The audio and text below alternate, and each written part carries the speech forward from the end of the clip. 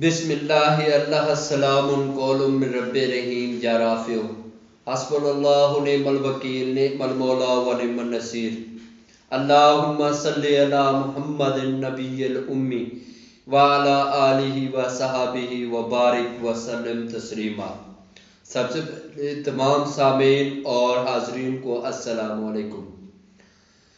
جیسے کہ دوستو ہم قرآن پاک کی تشریح کر رہے ہیں ایموشنل انٹیلیجنس کی بنیاد پر یا پریکٹیکل اپلیکیشن آف قرآن کے لحاظ سے، تو آج ہم سورہ فاتحہ کی چوتھی آیات ایاک نعبد و ایاک نستعین کی تشریح کریں گے۔ ایاک نعبد، ایاک نعبد کا مطلب ہے ہم صرف تیری ہی عبادت کرتے ہیں، ایاک نستعین اور تجھی سے ہی استعانت یا مدد طلب کرتے ہیں۔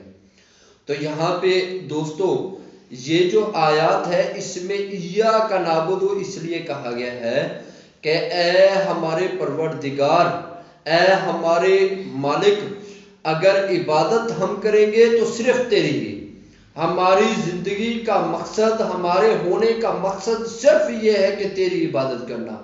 نعبدو کا مطلب یہاں پہ عبادت عبد سے نکلا ہوا لفظ ہے جس کا مطلب ہے بندگی۔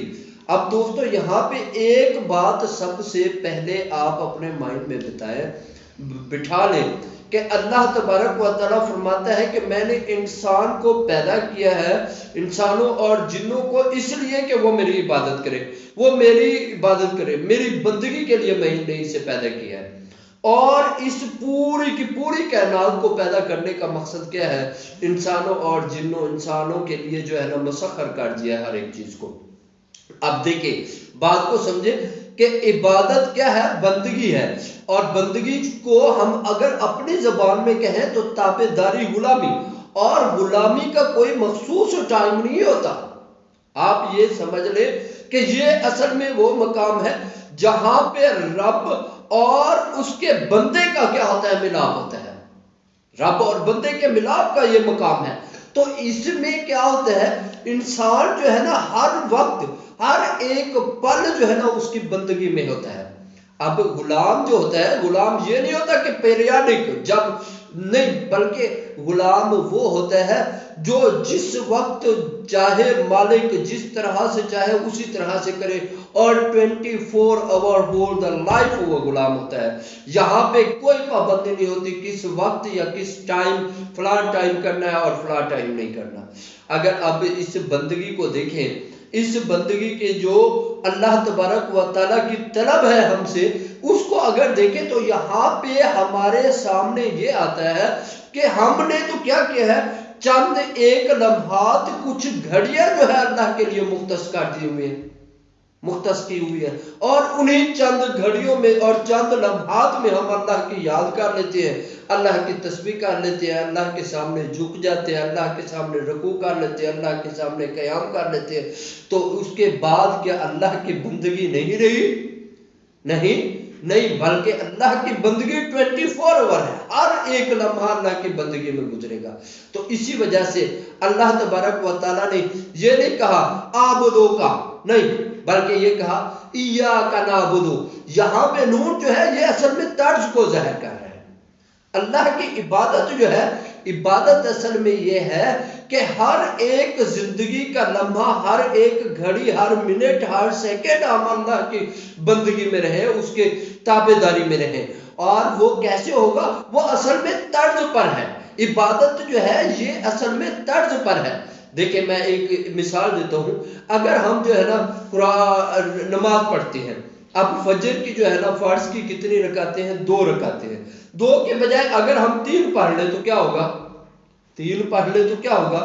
تیسری رکعت میں بھی تو ہم نے الحمد شریف پڑھنا ہے، اسی طرح سے کوئی سورت تلاوت کرنی ہے، اسی طرح سے ہم نے سجدہ کرنا ہے، رکوع کرنا ہے، لیکن وہ جو ہے نا وہ تیسری رکعت پڑھنے سے وہ عبادت شمار نہیں ہوگی، وہ عبادت کے زمرے میں نہیں آئے گی، بلکہ الٹا وہ ہمارے لیے وہ بال بن جائے گا۔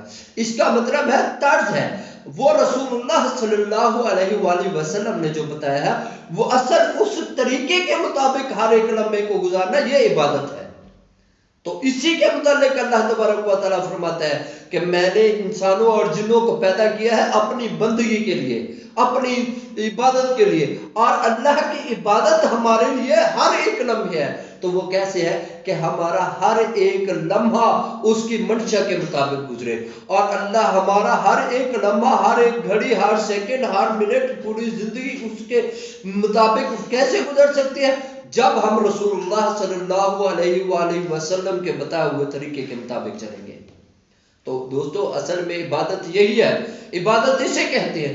عبادت چند گھڑیوں کی نہیں۔ اب یہ دیکھیں، میں آپ لوگوں کو ایک بات بتاتا ہوں، بہت سے دوسرے مذاہب ہیں، ان کی جو ہے نا کیا ہے، عبادات ہے، چند گھڑیوں کی عبادت ہے، اس کے علاوہ انہیں یاد ہی نہیں رہتا کہ وہ اللہ کے مخلوق بھی ہے کہ نہیں، ان کا اللہ کے ساتھ کوئی تعلق ہے کہ نہیں۔ لیکن دین اسلام جو ہے یہ مذہب نہیں ہے، یہ چند عبادات یا چند ایک ایکٹیویٹیز کا مرکب نہیں ہے، بلکہ یہ پوری زندگی کا لاہ عمل ہے۔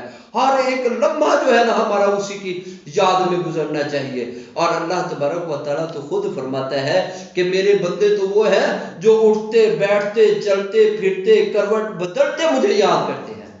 تو اللہ کے ذکر میں رہنا عبادت ہے، اللہ کے ذکر میں۔ اور اللہ کے ذکر میں کیسے رہ سکتے ہیں، اللہ کی یاد میں ہم کیسے رہ سکتے ہیں؟ جب ہم جو بھی ایکٹیویٹی کریں، اب ہم نے سونا کیسے ہے، ہم نے اٹھنا کیسے ہے، ہم نے کھانا کیسے ہے، ہم نے پینا کیسے ہے، ہم نے چلنا کیسے ہے، ہم بازار کیسے جائیں، ہم اپنی بیوی کے ساتھ تعلق کیسے قائم کریں، ہم اپنے بچوں کی پرورش کس طرح سے کریں، ہم تعلیم کیسے حاصل کریں، ہم تعلیم کیسے دیں، ہماری سیاست کیسی ہونی چاہیے، ہماری معاشرت کیسی ہونی چاہیے، ہمارا گھر میں رویہ کیسا ہونا چاہیے، ہمارا دوستوں کے ساتھ میل ملاپ کیسا ہونا چاہیے، ہمارا جو ہے نا حکومت کیسی ہونی چاہیے، ہماری پوری زندگی کے ہر ایک لمحہ کس طرح سے گزارنا چاہیے، یہ تمام کے تمام معاملات جب ہم رسول اللہ صلی اللہ علیہ وآلہ وسلم کے طرز پر اپنے ہر ایک لمحے کو کیا کر لیں گے، ملا دیں گے، تو اس کا مطلب ہے ہماری ہر گھڑی عبادت میں گزر رہی ہے۔ تو یہ ہے عبادت، یہ ہے عبادت۔ اب رسول اللہ صلی اللہ علیہ وآلہ وسلم کے روشن کردہ چراغ جو ہے ان کی بات بھی مان لینا عبادت کے زمرے میں آئے گی۔ اب ہم کیا کرتے ہیں، ہم یہ سمجھتے ہیں کہ یہ شاید ہم جو ہے نا کسی کی بات مان لیں گے تو وہ عبادت نہیں، بات ماننے سے ہی اصل میں عبادت ہے۔ اور کیونکہ یہ دیکھیں، یہ میں نہیں کہہ رہا، اللہ تبارک و تعالیٰ خود فرماتا ہے ہر ایک لمحہ، ہر ایک وقت اللہ کی عبادت میں گزرنا چاہیے، اور اس کے لیے ہر ایک کا طرز مختلف ہوتا ہے، ہر ایک کا طرز مختلف ہوتا ہے۔ اور اسی لیے اللہ تبارک و تعالیٰ فرماتے ہیں سورہ نور کی آیت نمبر 41 میں، أَلَمْ تَرَ أَنَّ اللَّهَ يُسَبِّحُ لَهُ مَا فِي السَّمَاوَاتِ وَالْأَرْضِ وَالطَّيْرُ صَفَّاتٍ كُلٌّ قد علم صلاته وتسبیحه واللہ علیم بما یفعلون۔ کیا نہیں دیکھا تو نے یہ کہ اللہ کی تسبیح کرتے، اللہ کے واسطے تسبیح کرتے ہیں جو کوئی بھی بیچ آسمانوں اور زمین کے ہے، اور جانور پرند پر کھلے ہوئے ہر ایک تحقیق جانتا ہے نماز اپنی اور تسبیح اپنی، اور اللہ جانتا ہے جو کچھ کرتے ہیں، مگر ہر شے اسی اسم کے ساتھ تسبیح کرتی ہے جو اس کے لیے مختص ہے، نہ کہ کسی دوسرے اسم کے ساتھ۔ اب یہاں پہ بات یہ ہے کہ ترجمہ تو وہیں تک تھا، جو کچھ وہ کرتے ہیں اللہ جانتا ہے، ہر ایک کے لیے اصل میں کیا ہے، مختص ہے، عبادت کا طرز مختص ہے، اور وہ عبادت کا طرز وہی ہوتا ہے جو رسول اللہ صلی اللہ علیہ وآلہ وسلم کا بتایا ہوا ہے۔ اور اسی طرح سے دوسرے نمبر پر وَإِيَّاكَ نَسْتَعِينُ، اور ہم تجھی سے مدد طلب کرتے ہیں۔ تو جب ہم یہ کہتے ہیں کہ اے اللہ جو بھی معاملہ ہوگا، جس طرح کا بھی معاملہ ہوگا، میں کسی بھی معاملے میں خود اختیار نہیں رکھتا، میرے پاس کوئی بھی طاقت نہیں کہ میں کوئی بھی کام کر سکوں، میرے پاس تو اتنی بھی طاقت نہیں کہ اگلا لفظ میں ادا کر سکوں، اگر یہ میں دوسرا لفظ بھی ادا کرتا ہوں تو یہ بھی میرے اللہ کی مہربانی سے، اس کی استعانت سے ہے۔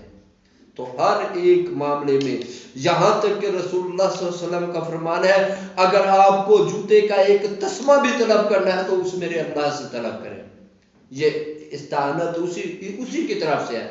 اور یاد رکھیں یہ مخلوقات میں جتنے بھی لوگ ہیں، جتنے بھی چیزیں ہیں، وہ ہر ایک آپ کی استعانت کر رہی ہے، تو اس کے پیچھے کس کی امر کس کا ہے؟ اللہ کا ہی امر ہے، اللہ کا ہی امر ہے۔ جب آپ کسی سے کوئی چیز طلب کرتے ہیں، کسی سے دنیا داری میں ہیلپ لیتے ہیں، تو اس کا مطلب یہ نہیں ہے کہ وہ ہر ایک بندے کو جس کو آپ نے سوال ڈالا وہ پورا کر دے۔ اگر اللہ کی منشا نہ ہو تو وہ سوال بھی پورا نہیں کرے گا۔ تو اس کا مطلب یہ ہے کہ جو کچھ بھی ہوتا ہے، جیسے بھی ہوتا ہے، یہ میرے اللہ کی مدد سے، اس کی منشا سے ہوتا ہے۔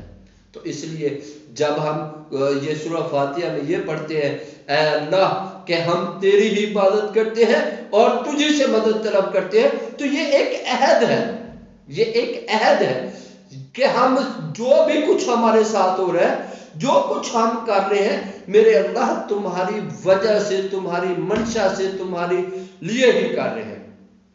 تو دوستو مختصراً یہ کہ ہمیں اپنی زندگی کا ہر ایک لمحہ اللہ کی یاد میں گزارنا پڑے گا، اور ہر ایک فکر اور ہماری سوچ اور ہمارا ہر ایک جو ہے نا سوچ، یا ایسے سمجھ لیں ہر ایک لمحے کی تگ و دو اسی کی فکر میں گزرنی چاہیے، اسی کی یاد میں گزرنی چاہیے۔ اور یہ دنیا کے پیچھے دوڑنا یا اپنے نفس کے خواہشات کے پیچھے دوڑنا یہ چھوڑ دیں، یہ عبادت کے زمرے میں نہیں آتی۔ نفس کی خواہشات پوری ہوں گی، یہ اس کی منشا سے ہوں گی۔ جو چیزیں، جو خواہشات، جو معاملات ہیں، یہ سارے اسی کی طرف سے آئیں گے۔ ادروائز کبھی بھی کوئی بھی کام ہماری منشا سے، ہماری مرضی کے مطابق نہیں ہو سکتا جب تک اللہ کی استعانت، اللہ کی مدد نہ ہو۔ اور اس کے لیے ضروری یہ ہے، اللہ کی مدد آئے گی تب جب آپ اللہ کی عبادت کریں گے، جب آپ اللہ کے ذکر میں، اللہ کی فکر میں، اللہ کی یاد میں، اللہ کے جو ہے نا کیا تفکر میں گزاریں گے۔ ہر ایک لمحہ آپ اس کی یاد میں ڈوب کر گزاریں گے، تب ایسے سمجھ لیں وہ آپ کی عبادت کا حق پورا ہو گیا۔ میں یہ ہرگز نہیں کہتا کہ یہ نماز پنجگانہ یا فلاں فلاں فلاں فلاں یہ نہیں کرنا، بلکہ یہ کرنا ہے، لیکن بات کرنے کا مطلب یہ ہے کہ ان لمحات پہ صرف عبادت کو نہ آپ جو ہے نا کیا کر لیں، مختصر کر لیں، دائرہ لگا لیں، بلکہ یہ سمجھے کہ یہ ایک کیا ہے، وسیع تر جو ہے نا کیا ہے عمل ہے، جو کہ ہر ایک لمحے کے اوپر محیط ہے۔ اور عبادت وہ کام ہے جہاں پہ رب اور انسان کا تعلق پیدا ہوتا ہے، جہاں پہ رب اور انسان کا تعلق پیدا ہوتا ہے۔ تو یہ تعلق اس صورت میں ہی قائم رہ سکتا ہے جب ہم ہر ایک لمحے میں اس کی استعانت کی طرف غور رکھیں اور اس کی یاد میں غرق رہیں تب۔ تو آج اسی آیت سے متعلق ایک آپ کو بہت ہی کمال مجرب وظیفہ بتا رہا ہوں، جس کے ذریعے سے آپ کسی طرح کا بھی کوئی بھی مسئلہ ہو آپ کا حل ہوگا، اور انشاءاللہ ضرور حل ہوگا۔ اور اتنا لمبا چوڑا بھی نہیں، صرف تین دن آپ اس طرح سے یہ عمل کر لیں، اللہ تبارک و تعالیٰ آپ کی ہر ایک مشکل، ہر پریشانی دور کر دے گا۔ تو وہ جو ہے نا طریقہ کار دیکھ لیں، اس کی اجازت بھی سبھی کو ہے۔ جو بھی بندہ جب بھی کوئی مصیبت پیش آئے تو اللہ کے حکم سے وہ کرے، انشاءاللہ اللہ اسے جو ہے نا فائدہ دے گا۔ اس کے لیے کرنا یہ ہے کہ آپ نے 13 مرتبہ درود شریف پڑھنا ہے۔ کوئی بھی درود شریف آپ پڑھ سکتے ہیں، کوئی بھی آپ 13 مرتبہ درود شریف پڑھیں۔ اس کے بعد حسبنا اللہ و نعم الوکیل، یہ ایک تسبیح پڑھیں، حسبنا اللہ و نعم الوکیل ایک تسبیح پڑھیں۔ اس کے بعد 1100 مرتبہ یعنی 11 تسبیحات آپ نے پڑھنی ہے، ایاک نعبد و ایاک نستعین، 1100 مرتبہ 11 تسبیح آپ نے کرنی ہے، ایاک نعبد و ایاک نستعین۔ جب 1100 مرتبہ یہ پڑھ لیں تو پھر 100 مرتبہ آپ نے حسبنا اللہ و نعم الوکیل پڑھنا ہے۔ جب یہ پڑھ لیں گے تو اس کے بعد دوبارہ 13 مرتبہ درود شریف پڑھیں۔ 3 روز تک فجر کی نماز کے بعد یا عشاء کی نماز کے بعد یہ عمل کریں، تو اللہ تبارک و تعالیٰ آپ کی تمام مشکلات، جس طرح کا بھی مسئلہ ہو، جو بھی مسئلہ ہو، آپ یہ کریں اور اس اللہ سے دعا مانگے، اللہ تبارک و تعالیٰ انشاءاللہ اس مسئلے کو حل کر دے گا۔ تو آج کے لیے اتنا ہی، انشاءاللہ پھر ایک آیت کے ساتھ آپ لوگوں کے سامنے حاضر ہوں گے۔ اللہ حافظ۔